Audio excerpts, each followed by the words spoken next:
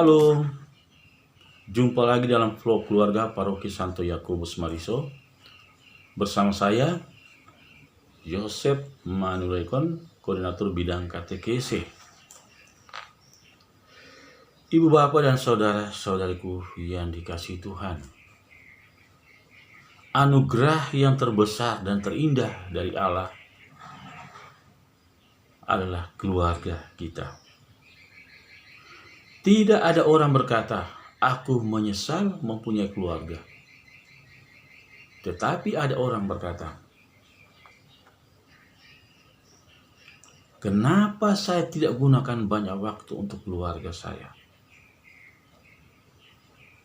Pada saat kita sehat, kita akan pergi kemana-mana bersama dengan teman-teman akrab kita, bersama dengan sahabat-sahabat kita. Tetapi ketika kita mengalami penderitaan atau sakit, siapa yang selalu berada di sekitar kehidupan kita? Apakah bukan keluarga kita? Di manakah semua teman-teman kita, sahabat-sahabat kita yang selama ini, yang selalu hadir dalam kehidupan kita? Oleh sebab itu, ibu dan bapak, saudara dan saudaraku sekalian,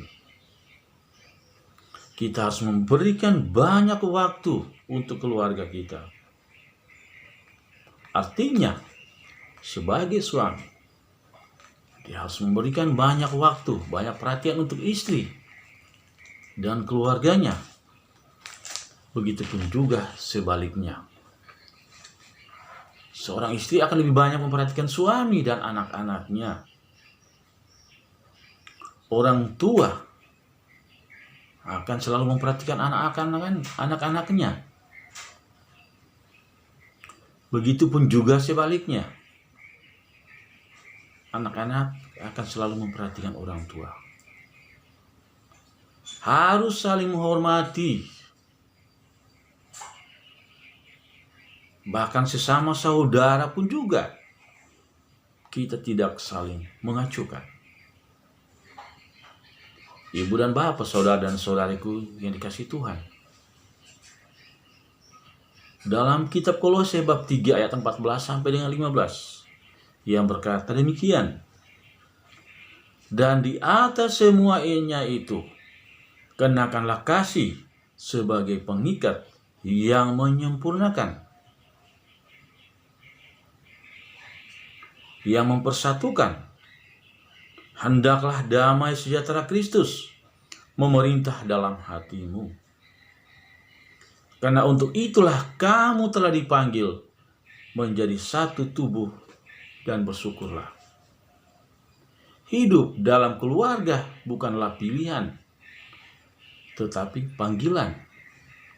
Panggilan Tuhan untuk membangun satu kehidupan di dalam kebersamaan, di dalam keharmonisan. Ya, kuncinya adalah satu. Hiduplah dalam kasih. Karena kasih itu sabar. Bagaimana kita hidup saling menghormati dan saling menghargai antara satu dengan yang lain. Kasih itu harus nyata. Keharmonisan dalam keluarga dibangun hanya melalui kasih.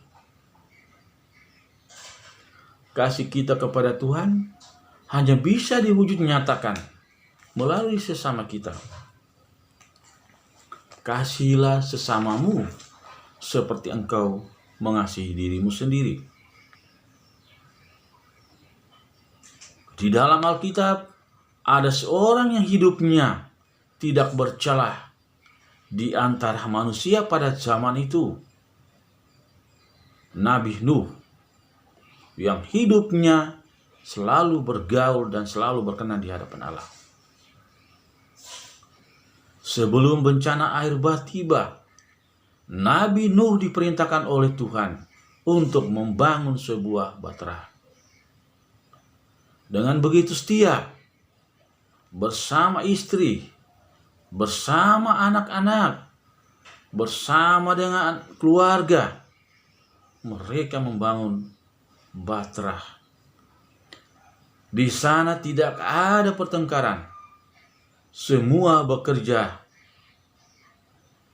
tidak ada yang bersungut-sungut, tetapi mereka saling bahu-membahu untuk menyelesaikan pekerjaan itu. Mereka melakukan dengan penuh kasih. Ini menjadi tantangan bagi kita. Apakah di saat atau di zaman dan situasi yang serba sulit ini, apakah kasih itu masih ada di dalam kehidupan kita sekeluarga? Apakah kita tetap setia saling melayani? Apa kita masih saling menghormati? Kita saling menghargai satu dengan yang lain. Ini menjadi tantangan terberat bagi kita, saudara-saudara sekalian. Sebagai kunci untuk menjaga kehidupan dan keharmonisan dalam keluarga, ada 3 poin yang paling penting, saudara-saudara sekalian. Yang pertama, buanglah semua kebiasaan yang menjengkelkan bagi keluarga, bagi sesama, terlebih bagi diri Anda sendiri. Saudara-saudara sekalian, orang jatuh bukan tersandung pada batu yang besar, tetapi pada kerikil-kerikil kecil. Kebiasaan dan kesalahan-kesalahan kecil itu harus ditanggalkan dalam kehidupan pribadi kita, untuk kita bisa bersekutu dengan saudara-saudara kita. Yang kedua, belajar sabar. Harus sabar menerima kenyataan dalam kehidupan kita. Sabar dalam menghadapi kesulitan. Dan sabar di dalam menerima apa adanya yang kita hadapi saat ini. Dan poin yang ketiga, saudara sekalian,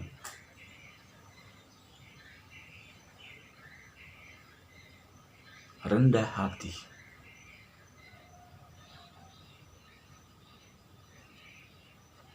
Yang membuat kita, komunikasi kita, relasi kita dengan sesama menjadi renggang. Kenapa?